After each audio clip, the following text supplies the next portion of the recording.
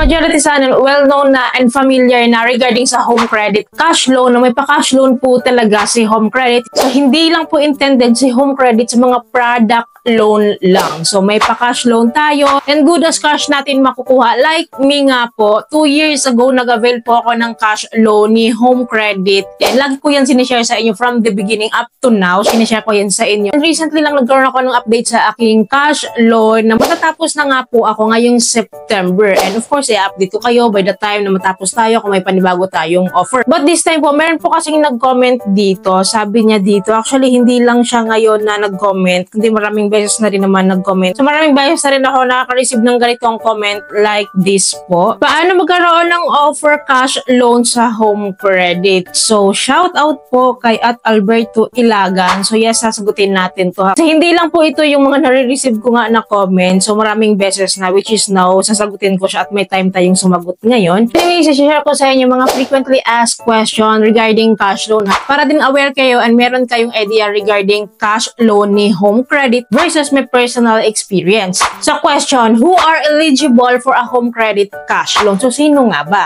So sabi po ni home credit, those customers lang daw po with good payment standing may qualify for a cash loan application. Here are 2 simple requirements before applying for a cash loan. Yung eligibility niya must be a Filipino citizen, ages 18 to 68 years old. Of course, 1 valid ID such as PhilSys ID or national ID, UMID, driver's license ID, postal ID, or voter's ID. So, yun yung mga primary ID na kailangan nila. Kahit isa lang doon is okay na sila. So, ngayon, wala yung mga ganitong IDs. Tumatanggap naman sila ng mga secondary IDs, which is kailangan nyo lang ng mas maraming IDs, like 2 to 3 IDs ang hinihingi nila. And may patip dito si home credit. Nakalagay dito, if you're planning on purchasing a product through a cash loan, try exploring our product loan offers first. This may be your stepping stone in building a good credit score before applying for a cash loan. So basically po si home credit is nagre-require siya ng credit records natin dito sa home credit app or sa home credit account natin. Dapat may home credit account tayo. Dapat po naka-avail tayo ng product loan man lang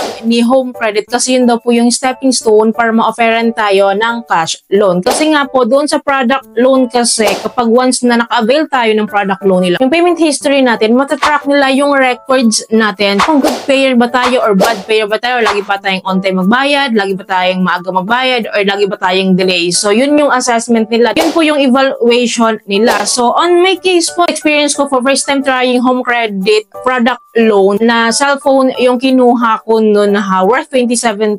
9 months to pay ko siyang kinuha. And 6 months to pay pala ako nagbabayad. Meron na silang offer agad sa akin. Nag-offer na sila, tumatawag na sila, and nag-reflect na rin siya sa app. So, yun po yung experience ko nung na-offeran ako ng home credit cash loan. Again, nag-avail po ako ng product loan nila. Hindi ko pa man tapos bayaran yon pero nag-offer na sila sa akin. So, another question po nakalagay dito, how will I know if I am eligible for a cash loan? So, magandang tanong yun, di ba? So, nakalagay dito, if you are an existing home credit customer with a good credit standing thanks to timely payments for our loans, you may become eligible for a cash loan. So, clearly, existing customer lang po yung kinikater nila for their cash loan. Sino-sino yung existing customer nito? Yun yung may mga existing product loans sa kanila. So, yun yung basis po talaga ni home credit bago tayo ma-offeran ng cash loan. So, meron tayong payment history and may-avail tayong loan sa kanila, which is specifically nga si product loan. So, we will receive an offer via SMS, call, or email from home credit once we are qualified, and we may also log into home credit app to see our available offers. Sa experience ko nga po, actually hindi ko na-anticipate na meron akong home credit cash loan offers sa app. Late ko na siyang nalaman. Through SMS, calls, and emails lang talaga kaya ako na-inform na may pa-cash loan offer pala sila sa akin. Actually, akala ko is tawag talaga sila ng tawag dahil hindi ka titigilan hanggat hindi ka umuo sa kanila, hanggat hindi mo i-grab yung offer nila. So, nalaman ko lang po na legit yung offer nila kasi sabi ko ng customer service is kung decided na daw ako and kung bago daw yung isip ko, punta lang daw ako sa nearest home credit representative. So, doon ako medyo naliwanagan, no? Pinapapunta ako sa mga may home credit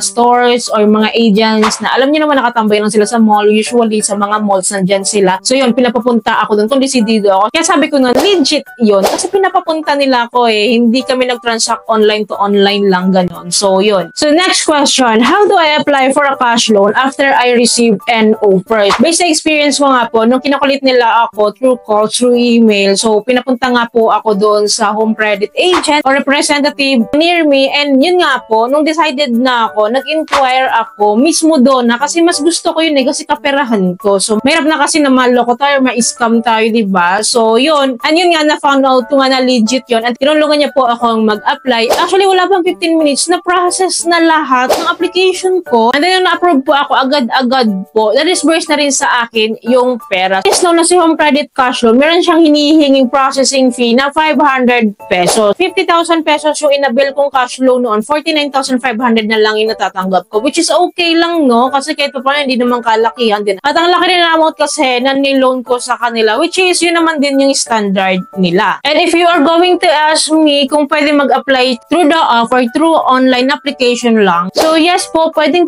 po kayong mag-apply through online application lang through your home credit app. So marami na rin pong naka-experience niyan. And ang disbursement method niya is through LBC and Cebuana Luilier and other bank accounts. So marami naman pong partners sa home credit regarding sa disbursement. So you can try that. Pero kung gusto talaga makasigurado and parang walang kakaba-kaba, at least kahit papaano, pwede nyo rin gawin yung ginawa ko na pumunta ako sa nearest home credit representative or agent na malapit nga po sa area natin para ma-assist tayo, matulungan tayo. Lahat ng katanungan natin may sasagot na alam natin, kampante tayo. So yun yung ginawa ko. Pero pwede rin po kayong mag-apply online. So next question, what is the monthly interest rate that will be applied to my cash loan? So the monthly interest starts at 2.32% add-on rate depending on the loan amount and term you will choose. Please also take note, add-on rates applied to your loan will differ per customer. So on my case po, ang interest rate na binigyan nila sa akin is 2.36%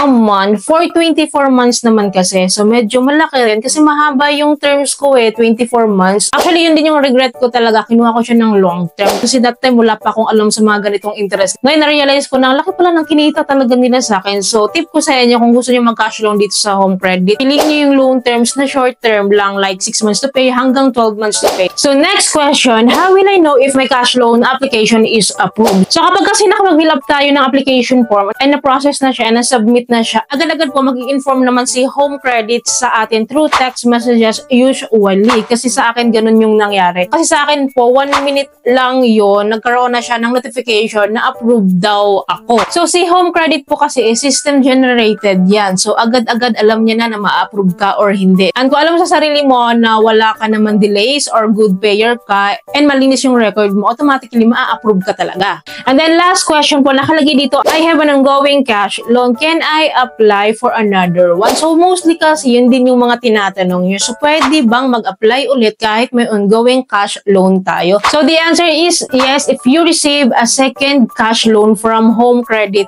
offer. So baka tanungin nyo rin na what if dalawang cash loan yung nag-reflect sa home credit app natin? So pwede ba siyang i-apply yung dalawa? So possible ba na ma-approve yung dalawang cash loan na yon? So the answer of course is yes. So pwede nyo pong i-apply yung dalawang cash loan na yon. Depende na lang ako, sobrang qualified talaga kayo. So lucky ka kung ma-approve yung dalawa, diba? So why not? Kung kailangan mo ng malaking pera, why not to grab that? Pero kung tayo kasi isang cash loan lang muna, diba? Yun yung itatry natin. Pero pwede po kung nag-reflect nga po siya sa home credit app natin. Kasi si home credit naman yung nag-offer sa atin. Ibig sabihin, evaluated na po tayo and yun po talaga yung nakalaan na para sa atin. That was based on our records kasi yun yung assessment nila sa atin. So just like sa product loan ha, pwede yung multiple product loan sa home credit, diba? Kasi just like me, meron akong product loan na ongoing and then nakita ko meron akong product loan offer na dalawa sa app ha. So meron akong ongoing tapos meron pang nag-reflect na offer ulit na product loan sa app ko. So tinanong ko po yan sa home credit agents kung pwede ba akong mag-loan ulit kahit may ongoing ako na meron akong offer na dalawang product loan. So the answer is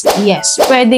As long as nag-reflect siya dyan sa app. So pwede po nating i-apply. Pwede po tayong mag-avail. So ito lang po muna yung pwede kong i-share sa inyo regarding your frequently asked question regarding cash loan. And that was based on my experience. And again, 3 months to go po is matatapos ko na finally yung aking cash loan dito. 24 months ko tong inabil ha. And i-update ko kayo regarding sa ganap ko dito sa aking home credit cash loan. Kaya dapat po nakasubscribe mag-subscribe kayo and click yung bell button para lahat po ng videos ko is notified and updated po kayo. And I hope po nakatulong tong video sa inyo. I hope may natutunan kayo sa video. And bago kayo mali sa channel ko, please don't forget to like and share. And thank you po for watching this video. Bye!